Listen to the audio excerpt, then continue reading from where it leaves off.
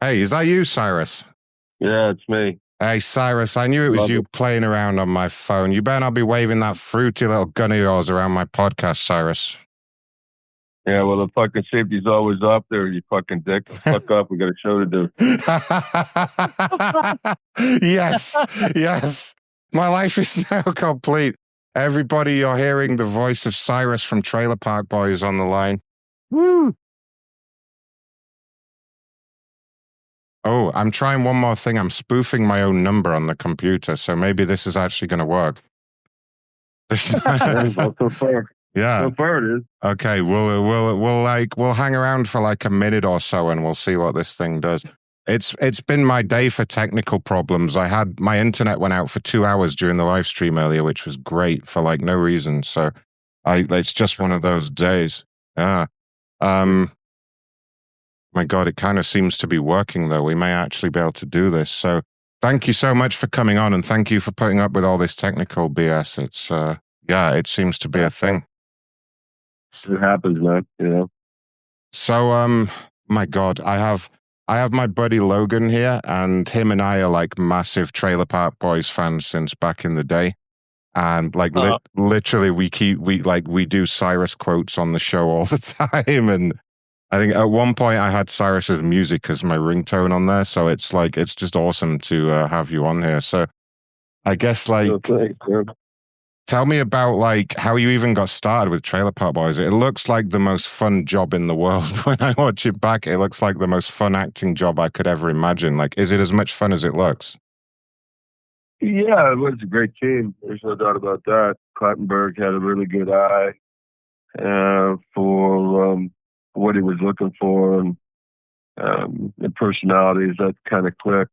So yeah, I just got a call one Friday evening from Barry Dunn, and Clattenburg wanted me to audition for this role. There was no guarantees um, for it at all. My understanding was that um, Showcase at the time we're looking at Michael Ironside to play Cyrus. Oh, really? Yeah. Wow. Okay. I never knew that. And yeah, I auditioned the next day or Saturday, about 40 minutes, half hour, 40 minutes, I guess, with Mike in a room by just the two of us. Him verbally abusing me and me right back to him.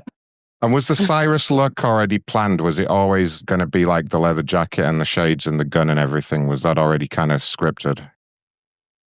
No, that was my own choice.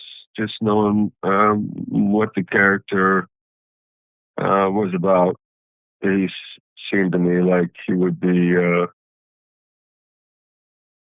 need that biker's jacket, and I thought it was a good fit for the role. There was just something great about it, and like when it was matched up, because he always had like the same music playing in the car every time he rocked up, and the same look, and it just kind of works so well, right? Yeah, yeah. I mean, I changed some shirts around here and there, but for the most part, like black jacket and black pants. And did you base the character off anybody like from the movies or anyone else, or was it just all your own kind of ideas about this character? No, the character really came to me from a bunch of guys I grew up around that were in my neighborhood that were kind of like that. Nice. I kind of get that too. With that? I kind of get that too, like the guy you would go to buy a gram of coke, right? Like that kind of guy. Yeah. There you go. Yeah. I think most of the guys that I knew weren't dealing in coke back then. They were just weed, you know. Right. But yeah, there were guys like that in my neighborhood. Yeah, it's kind of like it's where the high school kids go to get a gram of weed, right? It's like that guy, that guy. Yeah. Yeah. Might not have been carrying a gun, but yeah, same guy. Yeah, like same kind of. Yeah, I get it. And yeah. one thing I think like a lot of people want to know about, and it's cool if you don't want to talk about it, but I was kind of wondering what the current status of Trailer Park Boys is in terms of your involvement and stuff. Because, see, I heard there's been friction and there's been things going on, but like we're just fans of the show. We're not kind of the kind of people that go read gossip columns and newspaper articles because they tend to exaggerate and change things. So I prefer to hear from the horse's mouth. Like, I haven't. I honestly haven't heard anything from anybody about it, so I don't know anything. I mean, nobody's reached out to me and said they were going to bring the show back and or bring the character back. So, I mean, I don't know why you wouldn't bring the character back, but that wouldn't be something that I would have anything to say in anyway. Right. Character was always pretty strong character for sure. So, I guess it just really depends on what they had envisioned, if they did bring it back. So, yeah. The last thing I think the last stuff we did the last stuff together. I mean, the character was involved in the 2 or 3 seasons of the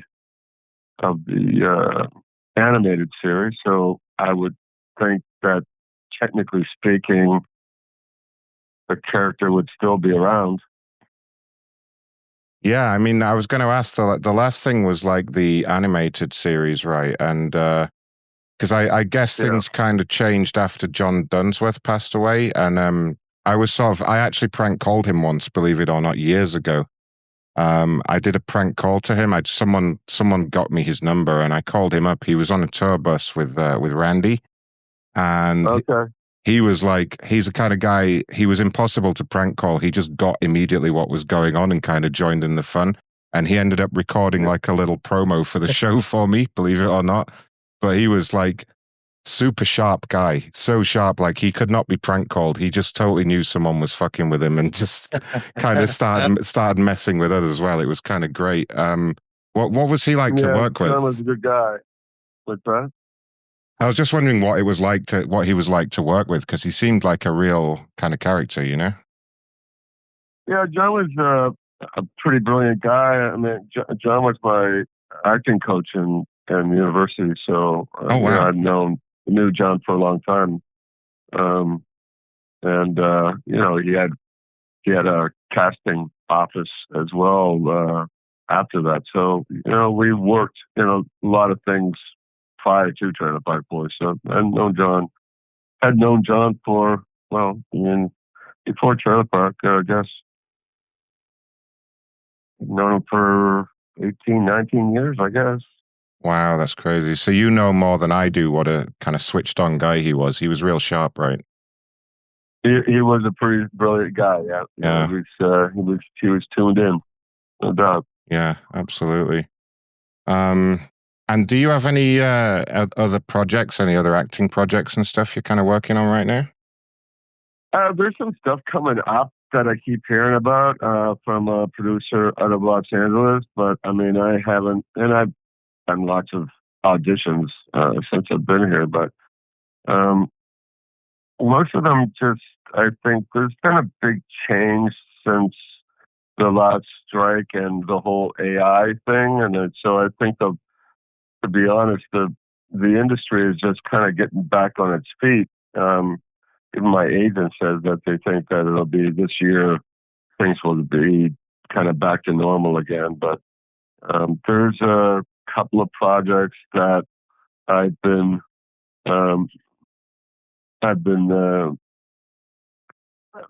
producer has reached out to me that I've done a pilot for previously, a couple pilots for previously, and I know she's talking to me right now about a role in a feature that she's about to direct. Now, when that happens, I don't know. It always, some of the things that I keep getting scripts and things, but it always seems like the funding is always can be a bitch. So, that's really what it comes down to sometimes. You can do auditions, and then the projects don't hardly get off the ground, A lot of pre-production stuff and casting and trying to find the right characters or people to portray the roles.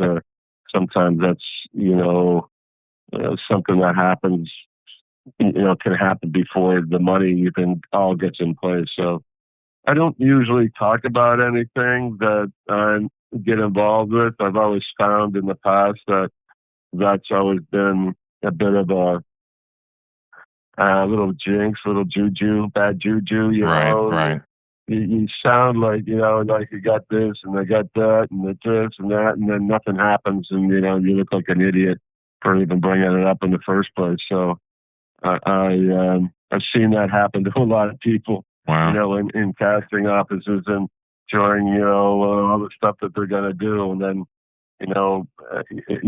some guy's sister's brother's boyfriend's uncle comes along, and, the producer's, married to, somebody that they know, and that person gets a role. So you just never know. It's better not to talk about stuff like that unless it's actually the ink is dry.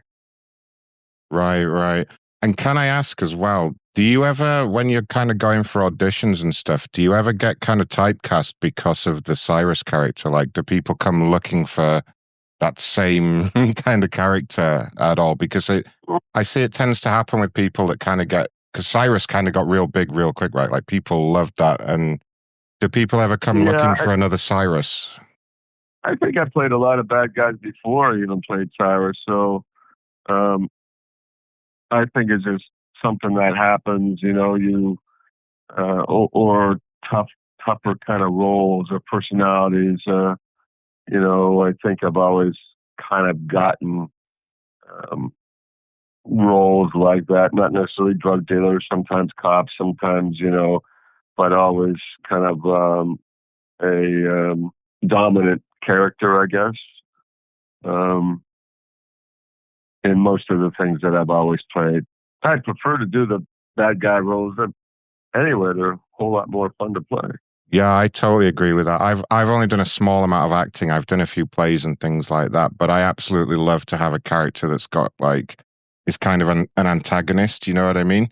Yeah, exactly. Yeah, that's what I loved about Cyrus. It's like it was the perfect antagonist to the guys in Trailer Park Boys, because it didn't really matter what they had going on. Just Cyrus would just rock up with the same car, the music blasting, like this, almost like a cartoon character, and just rain hell on them.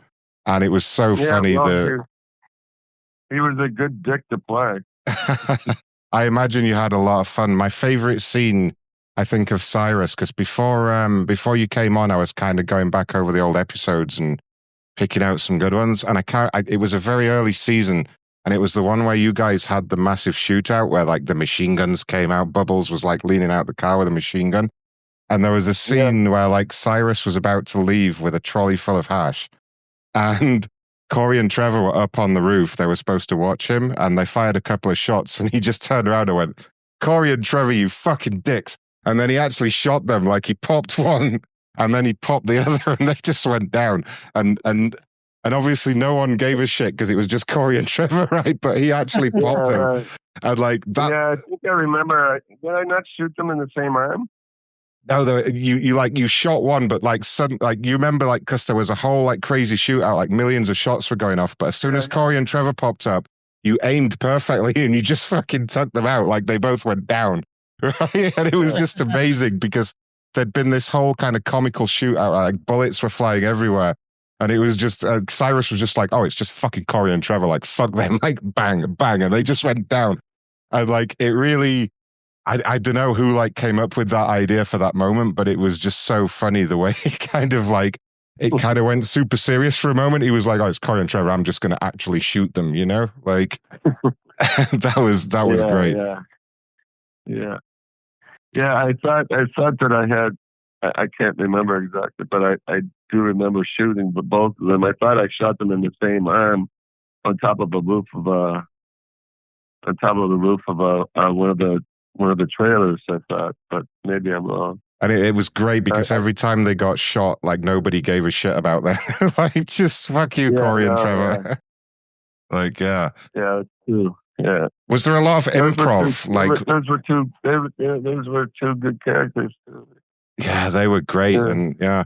And was there like a lot of improv? Did you get to kind of, obviously there was a script, but did you get to kind of bring your own ideas and just kind of play around? Because you get that kind of vibe when you watch the show that like a lot of it is. Yeah, I think the first 3 seasons pretty much were a lot of improv. I think it was after season, maybe after season 2. Yeah, I think it was after season 2 that they kind of went a little more scripted, because there was a lot of stuff that was lost in season 2 that I was in 2 or 3 episodes in season 2, and I only ended up being in 1 because of the way things were shot. And so they, from then on, they stuck closer to the script, although just about every scene we would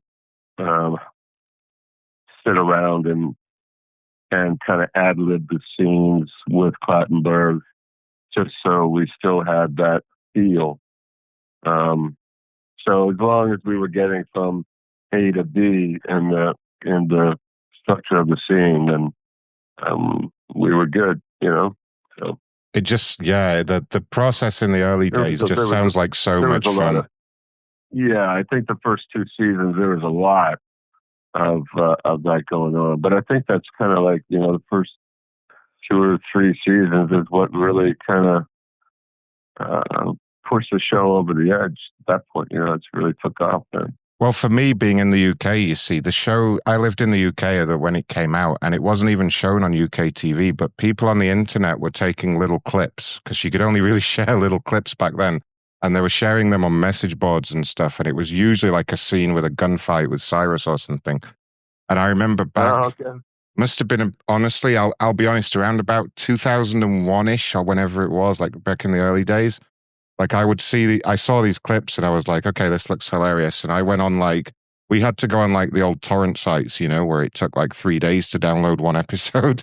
And that was the only way I could watch them. So, and it became this real, like, I don't know, it kind of piqued my interest even more, because it was this thing that was only available in Canada, but it was cool as hell. And it kind of had this underground reputation.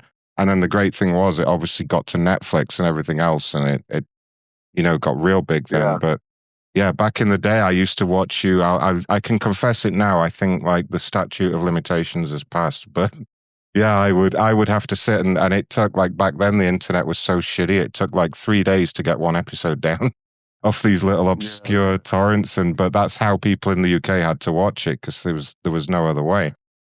Yeah.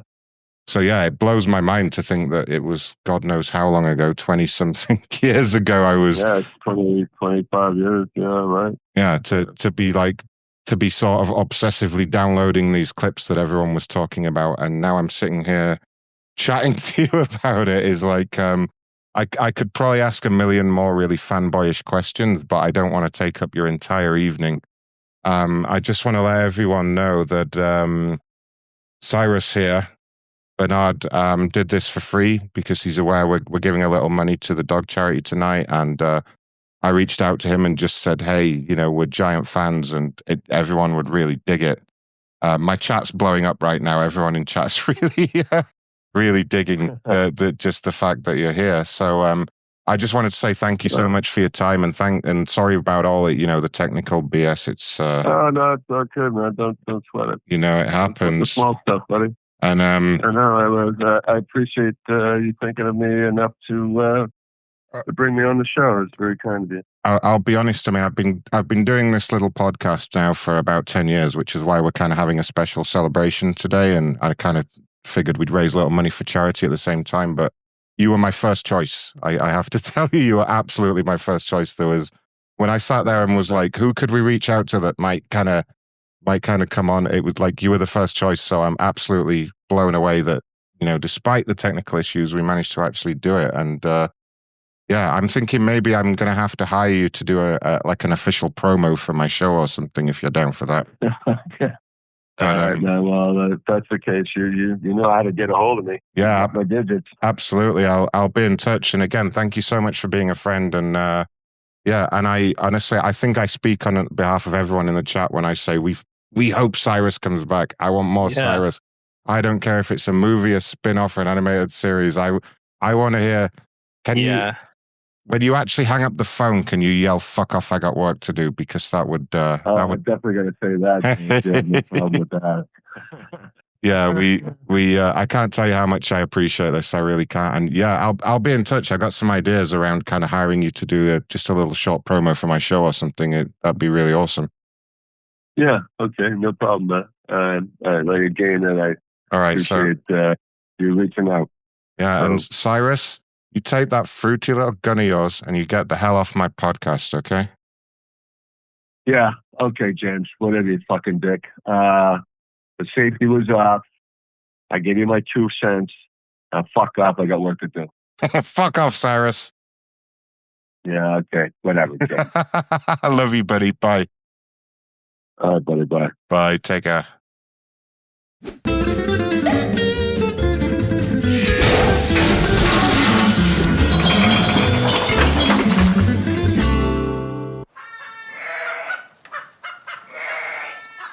Ah!